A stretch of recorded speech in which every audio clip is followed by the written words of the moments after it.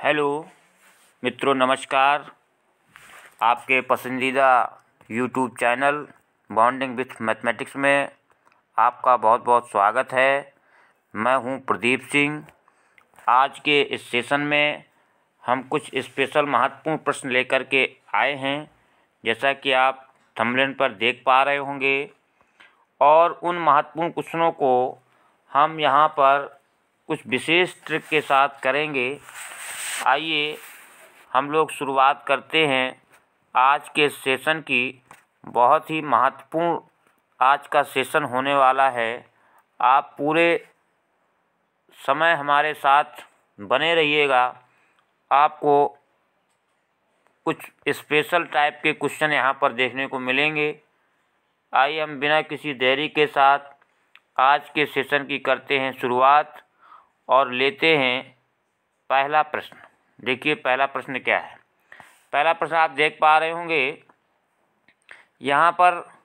पहला प्रश्न देखिए,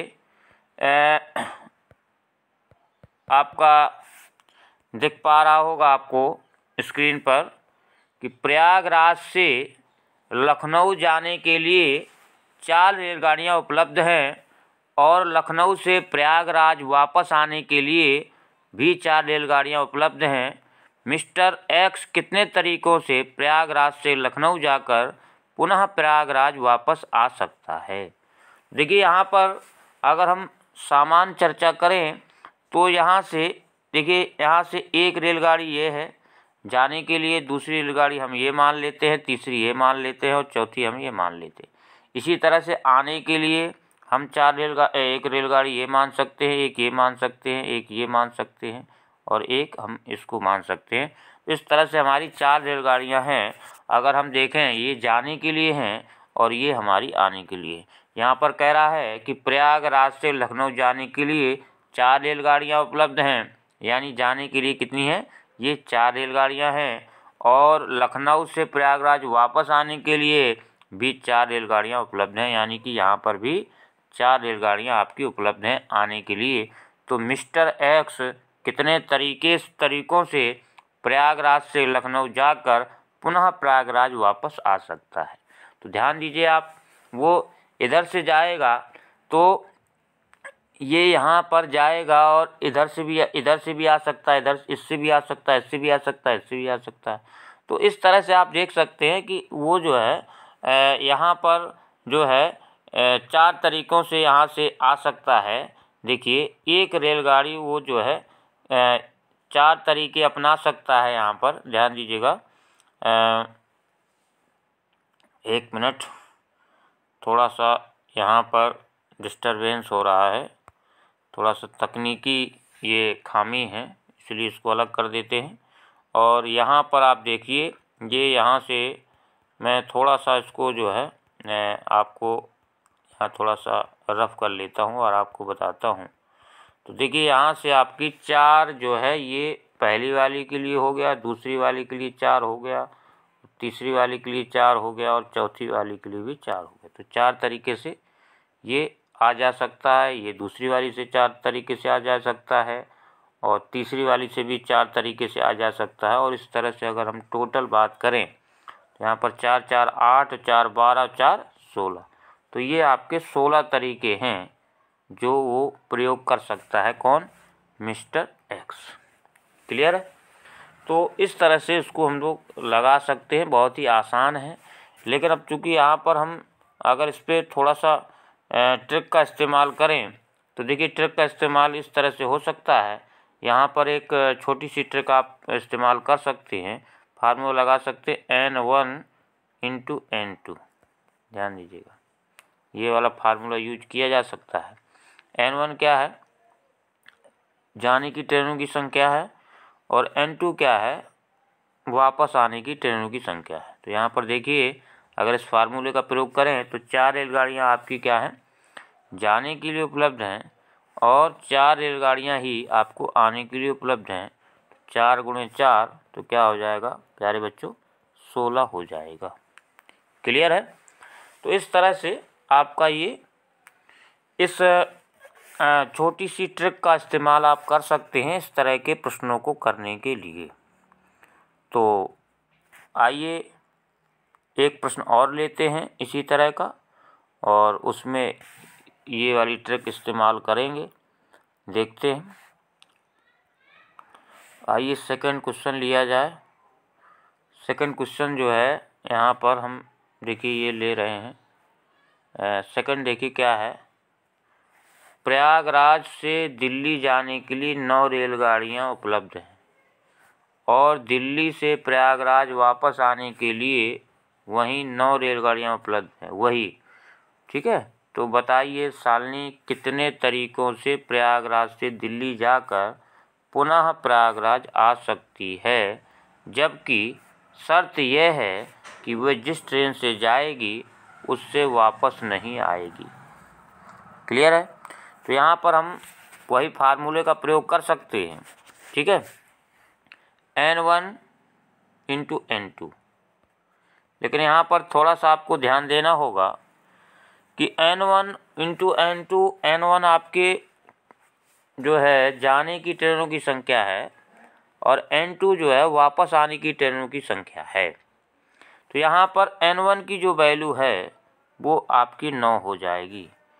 N2 की वैल्यू क्या हो जाएगी, इस पे थोड़ा सा आपको ध्यान देना होगा। यहाँ पर जो ये आपकी ये शर्त है, जबकि की शर्त ये है कि ट्रेन जिस ट्रेन से जाएगी उससे वापस नहीं आएगी, ये कंडीशन लगा दी है। तो इसलिए यहाँ पर N2 की वैल्यू कितनी हो जाएगी प्यारे बच्चों, 8 हो जाएगी। यहाँ पर ये महत्वपूर्ण बात है, इसको ध्यान रखना होगा। तो इस तरह से हम अगर आप देखें कि यहाँ से जो स्थिति होगी वो आपकी N1 N2 की जो वैल्यू निकालेंगे, N1 की वैल्यू हो जाएगी आपकी 9 और यहाँ से N2 की वैल्यू कितनी हो जाएगी, 8 हो जाएगी। तो 9 8 कितना हो जाएगा, 72 हो जाएगा। तो इस तरह से ये 72 तरीके हो जाएंगे किसके, शालिनी कितने तरीक़ों से प्रयागराज से दिल्ली जाकर पुनः प्रयागराज आ सकती है। तो कितने तरीके हो जाएंगे प्यारे बच्चों, 72 तरीके हो जाएंगे। तो इस तरह से आप इसको कर सकते हैं। ये फार्मूला आपका, ये ट्रिक हो गई आपकी पहले टाइप के क्वेश्चन की। तो उम्मीद है कि आप ये पहला टाइप जो है समझ पा रहे होंगे। तो इस तरह से आप जो है इसको कर सकते हैं। नेक्स्ट आपका जो है तीसरा क्वेश्चन हम लोग ले रहे हैं, ठीक है। तीसरा क्वेश्चन हम लेते हैं। देखिए आपका ये फर्स्ट टाइप का हो गया, अब तीसरा हम यहाँ पर ले रहे हैं। देखिए तीसरा क्वेश्चन क्या है, ध्यान से देखिएगा।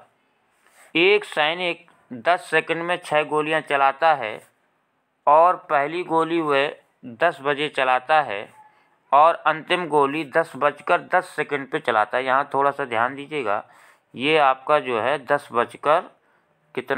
सेकंड है। थोड़ा सा यहाँ मिस्टेक हुई है, पूरा लिखा नहीं है, 10:10 सा लग रहा है, जबकि यहाँ पर 10:10 है। यहाँ पर ध्यान दीजिए, यहाँ पर 10:10 में चलाता है। ये थोड़ा सा यहाँ पर मेंशन नहीं हो पाया है, तो इसको आप समझ लीजिए। यदि इसी रफ्तार से वह 12 गोलियाँ चलाना चाहे तो कितना समय लगेगा, ये आपको बताना है। तो आप क्वेश्चन समझ गए होंगे। यहाँ पर जो आपका 10:10 है, इसको अच्छे से समझ लीजिए। अब यहाँ पर देखिए, हम अगर इस क्वेश्चन को समझें तो यहाँ पर हमारा क्या है कि सैनिक जो है 10 सेकंड में 6 गोलियाँ चलाता है। पहली गोली वह 10 बजे चलाता है और अंतिम जो गोली है वो 10:10 में चलाता है। यदि इसी रफ्तार से वह 12 गोलियाँ चलाना चाहे, कितनी गोलियाँ चलाना चाहे, 12। ध्यान दीजिए, यहाँ पर 12 गोलियाँ चलाएगा तो एक गोलियाँ जो है आपकी ये हो जाएगी, दूसरी ये हो जाएगी, तीसरी आपकी ये हो जाएगी, चौथी आपकी ये हो जाएगी, पाँचवीं हो जाएगी, छठवीं हो जाएगी, सातवीं हो जाएगी, आठवीं हो जाएगी, नौवीं हो जाएगी, 10वीं हो जाएगी, 11वीं हो जाएगी और ये 12वीं हो जाएगी। इस तरह से आप देख सकते हैं। थोड़ा सा इसको और हम अच्छे से बना लेते हैं। यहाँ से देखिए, ये जो आपकी स्थिति है, जो यहाँ पर 12 गोलियों की बात कर रहा है, तो मैं थोड़ा सा इसको फर्स्ट मान लेता हूँ, इसको सेकंड मान लेता हूँ, इसको थर्ड मान लेता हूँ, इसको फोर्थ मान लेता हूँ और इसको फिफ्थ मान लेता हूँ, इसको सिक्स्थ मान लेता हूँ, इसको सेवेंथ मान लेता हूँ, इसको एट्थ मान लेता हूँ। ध्यान दीजिएगा, इसको हम 9th मान लेंगे इस तरह से, और इसको 10th और इसको 11th और इसको जो है 12th। तो आप देखिए ये 12 गोलियां हैं आपकी। अब आप यहाँ से देखिएगा कि एक से इसमें जो समय अंतराल रहेगा वो 2 सेकंड का रहेगा। क्यों? यहाँ पर दिया है कि 10 सेकंड में 6 गोलियां चलाता है। तो अगर हम 6 गोलियों की बात करें, यहाँ से देखिए ध्यान दीजिएगा, तो यहाँ से ये 6 गोलियां यहाँ पर हमारी ये हो गई। तो यहाँ से ये 2 सेकंड, ये 2 सेकंड, ये 2 सेकंड और ये 2 सेकंड, तो ये देखिए आपके 10 सेकंड हो गए। 2 2 4 2 6 2 8 2 10 सेकंड हो गए। अब यहाँ पर हमें यहाँ से ये क्लियर हो जाता है कि एक गोली से दूसरी गोली के बीच जो अंतराल है वो कितने सेकंड का है? 2 सेकंड का है। तो इस तरह से अगर हम सारे ये अंतराल देखें तो यहाँ से कितना हो जाएगा? ये 8 और 9 के बीच का अंतराल है, ये 9 और 10 के बीच का अंतराल है, 10 और 11 के बीच का अंतराल है, और ये 11 और 12 के बीच का अंतराल है। तो अगर हम सभी अंतराल देखें, यहाँ चेक करें, तो यहाँ से 12 गोलियों का अगर हम समय निकालें तो यहाँ से 1 2 3 4 5 6 7 8 9 10 और ये 11, ठीक है ना? कितना आ रहा है देखिए, ध्यान से देखिएगा। यहाँ से 1 2, ठीक है, 3 और ये 4, ठीक है ना, और ये 5 और ये 6, ठीक है। और ये देखिए यहाँ से ये आपका क्या होगा, यहाँ से यहाँ तक के बीच में भी आपका ये 2 होगा, इसके और इसके बीच में, तो ये आपका 11 कुल मिलाकर के हो जाएगा। और इस तरह से आप देखेंगे कि जो कुल समय होगा आपका, जो टोटल समय आपका है वो कितने का हो जाएगा। जो टोटल समय अगर आप देखें, कुल समय यहाँ पर अगर आप देखें तो कुल समय हो जाएगा आपका कितना प्यारे बच्चों, यहाँ से 2 सेकंड है और 11 आपके पेयर बन रहे हैं। तो इस तरह से आपका कितना हो जाएगा? 22 सेकंड हो जाएगा। कितना हो जाएगा? 22 सेकंड हो जाएगा। तो 12 गोलियां चलाने में टोटल कितना समय लगेगा, ये आप इस तरह से लगा सकते हैं। तो देखिए ये तो आपका क्या है, लॉन्ग मेथड है, यानी ये हमने आपको बताया है कई बार कि ये कुछ क्वेश्चन ऐसे होते हैं जो लॉजिकल होते हैं और उनको हम जो है किसी विशेष टॉपिक से नहीं बांध सकते हैं। तो ये जो है आपके टॉपिक विहीन प्रश्न हुआ करते हैं और इनको जो है हम इसी तरह से एज ए तार्किक जो है करते हैं। तो इस तरह के प्रश्नों को हम इस तरह से कर सकते हैं, लेकिन ये आपका क्या है, लॉन्ग मेथड है। अगर हम इसके थोड़ा सा ट्रिक पर चलें या शॉर्ट ट्रिक की बात करें या थोड़ा सा और आसान करना चाहें तो इसके लिए देखिए आपको यहाँ पर एक फार्मूला हम बताते हैं। यहाँ से देखिए थोड़ा सा यहाँ पर हम यहाँ पर आपको फार्मूला देंगे। यहाँ से देखिए हम यहाँ पर दे रहे हैं फार्मूला, और एक फार्मूला दे रहे हैं T2 इज इक्वल टू कितना, ध्यान दीजिएगा, T2 इज इक्वल टू कितना देंगे, देखिएगा 1 मिनट। यहाँ से T2 इज इक्वल टू हम देंगे, फिर से लिख दे रहे हैं, T2 इज इक्वल टू देखिए यहाँ से T1, ठीक है ना, और ब्रैकेट में N2 - 1 और अपॉन क्या हो जाएगा, N1 - 1 हो जाएगा। ये फार्मूला हम आपको क्या करेंगे, इसका प्रयोग कर सकते हैं। अब यहाँ से देखिए, ध्यान से देखिएगा आप लोग कि ये जो हमारा N1 है, जो N2 है, वो क्या है, ये देखिए ध्यान से देखिए। यहाँ से आप देखिए कि यहाँ से जो हमारा N1 और N2 है उसको आप ध्यान से देखिए कि ये हमारा जो N1 है वो क्या है, प्रथम चक्र में गोलियों की संख्या है। N1 क्या है, N1 हमारा प्रथम चक्र में यानी फर्स्ट राउंड में गोलियों की संख्या है। N2 क्या है, सेकेंड राउंड में गोलियों की संख्या है। और T1 क्या है, आपका प्रथम चक्र में समय है, और T2 क्या है, वो द्वितीय चक्र में समय है। तो यहाँ से अगर आप देखें, चूँकि हमें सेकंड चक्र में जो सेकंड राउंड में समय निकालना है, T2 की वैल्यू निकालनी है, तो यहाँ से हम T2 की वैल्यू निकाल सकते हैं। क्या निकाल सकते हैं, यहाँ पर वैल्यू देखिए यहाँ से हो जाएगी। तो हमने फार्मूला बताया है आपको T1, तो T1 की वैल्यू कितनी है, 10 है, और N2 - N1, तो N जो है 12 है, -1 बटे N1 - N1 बताया है। तो N1 कितना है आपका, यहाँ पर 6 है, और यहाँ पर क्या हो जाएगा, -1 हो जाएगा। इसको हम सॉल्व करेंगे तो देखिए यहाँ से क्या आ जाएगा, 10 × 11 और बटे कितना हो जाएगा, 5। 5 से इसको काट देंगे तो 5 दूनी 10, तो ये कितना आ जाएगा, 22 सेकंड आ जाएगा। कितना आ जाएगा, 22 सेकंड आ जाएगा।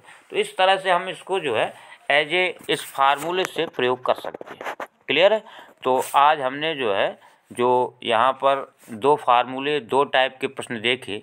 एक फार्मूला यहाँ पर हमने यूज किया, ध्यान दीजिएगा, पहले वाले के लिए N1 N2, ठीक है ना।